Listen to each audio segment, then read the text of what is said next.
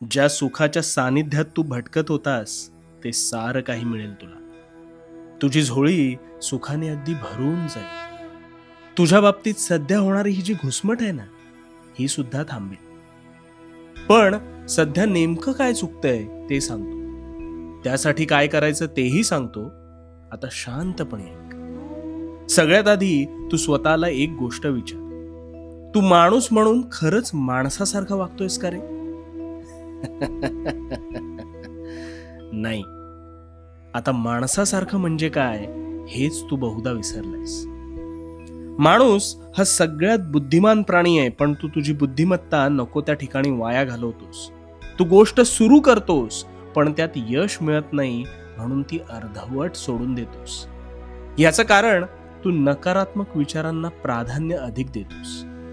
आता तसंच इतरांच्या बाबतीत तो असा का वागला, ती अशी का वागते ह्याचाच अतिविचार करत बसतोस आणि स्वतःचा अमूल्य वेळ आणि मानसिक ताकद वाया घालवतोस. हे बघ, ज्याला जसं वागायचंय तसं वागू दे, कारण हा मूळ स्वभाव त्या माणसाचा आहे आणि त्यामुळे तू विचार केल्याने त्याचा स्वभाव काही बदलणार आहे का? नाही ना.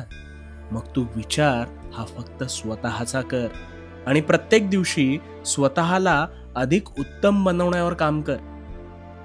तू दगडात देव शोधतोस, पण दैनंदिन जीवनात जगताना मात्र माणसासाठी माणुसकी विसरून जातोस आणि स्वतःच्या स्वार्थासाठी देवळात जातोस आणि देवळात जाऊन स्वतःचं भलं व्हावं म्हणून देवाला दान करतोस. अरे किती तो स्वार्थीपणा. अरे ज्याने तुला घडवलं त्याला तुझ्या त्या द्रव्याची अपेक्षा नाही रे. तुला सगळं काही प्रदान केलंय त्या अफाट बुद्धीचा, आणि तू निर्माण केलेल्या त्या कृत्रिम द्रव्याचा योग्य ठिकाणी वापर कर. तू लोकांच्या तोंडावर त्यांची वाहवा करतोस, पण आतल्यात कुठेतरी त्याच लोकांवर काही ना काही कारणास्तव चरफडत असतोस. कुठेतरी हे सगळं थांबव रे.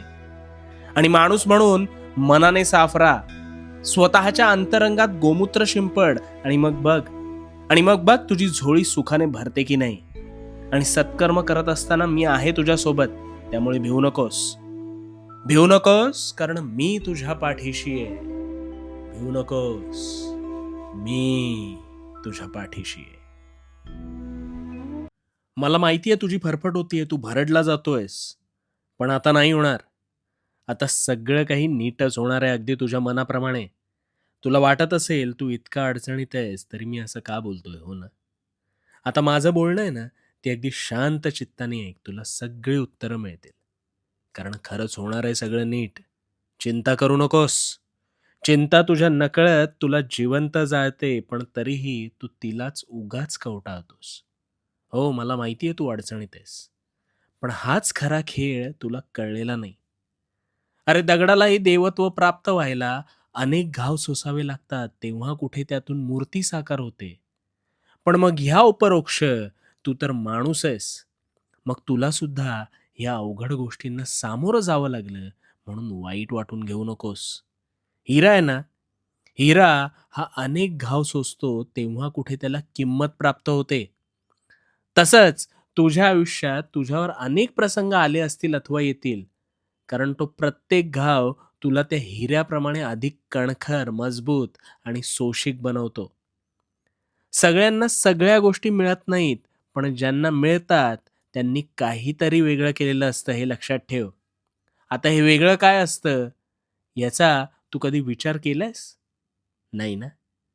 ते सुद्धा तुझ्यासारखे पिचून निघत होते, पण त्यांनी त्याचं कधी भांडवल न करता त्यांना अपेक्षित गोष्टीसाठी त्यांनी सातत्य ठेवलं. त्या गोष्टीची कास धरून ठेवली आणि म्हणून ते हळू त्या प्रसंगातून बाहेर पडत गेले. आता हे सातत्य आहे ना, हीच हीच तुझ्या यशाची सर्वात मोठी गुरुकिल्ली आहे. हे कधीही विसरू नकोस. आणि या संकटांना घाबरू नकोस. निधड्या छातीनं सामोरं जा आणि मग बघ तुझे सगळे प्रश्न, तुझ्या अडचणी कशा मिटत जातात. कारण मी आहे तुझ्या पाठीशी. भिवू नकोस. भिवू नकोस, कारण मी तुझ्या पाठीशी आहे. भिवू नकोस. मी तुझ्या पाठीशी आहे.